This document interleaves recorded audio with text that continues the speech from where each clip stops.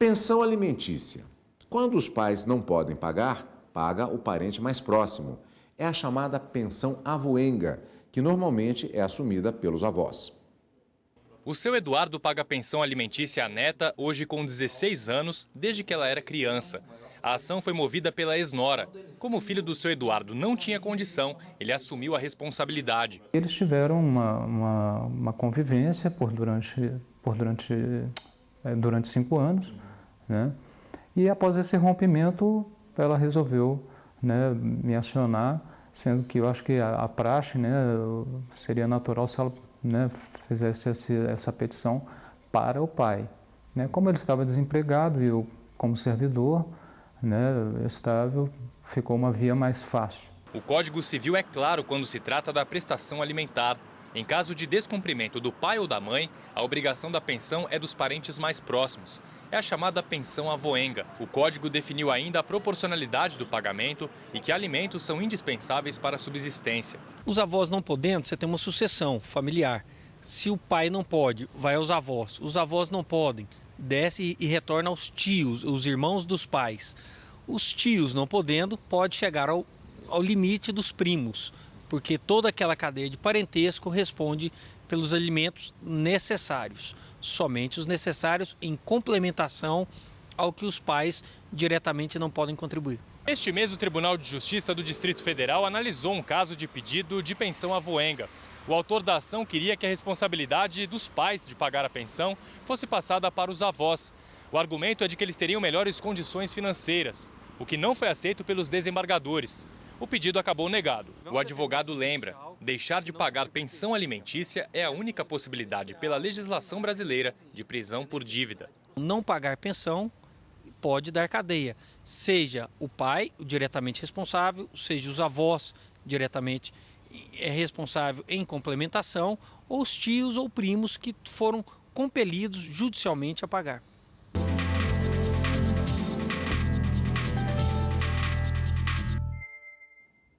E para esclarecer mais questões a respeito deste assunto, recebemos aqui em nossos estúdios a advogada especialista em Direito de Família, doutora Maria Cláudia Azevedo de Araújo. Doutora Maria Cláudia, muito obrigado pela sua participação antes de mais nada. Eu que agradeço o convite. Doutora, uma questão importante em muitas leis é a finalidade a que ela se propõe. No caso, é a defesa do direito e a manutenção até da qualidade de vida da criança. Isso, as pessoas confundem muito e ficam assustadas quando dizem que os avós têm que pagar a pensão. Mas essa pensão, que quando chega aos avós, ela é complementar e ela é subsidiária.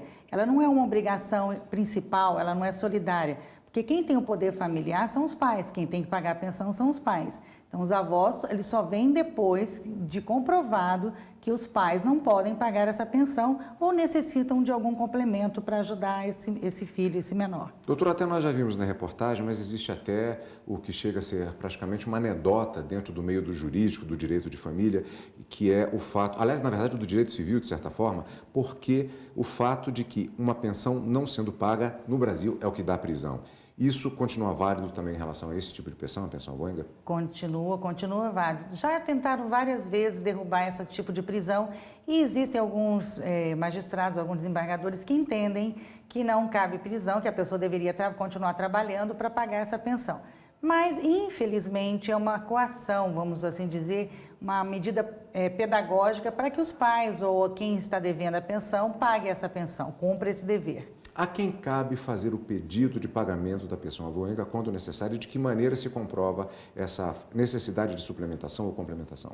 Pois é, muita gente confunde e acha que deve entrar diretamente contra os avós quando eles têm condição. Não é bem assim. Um processo ele tem que ser muito bem instruído, então você tem que entrar com um processo contra os pais.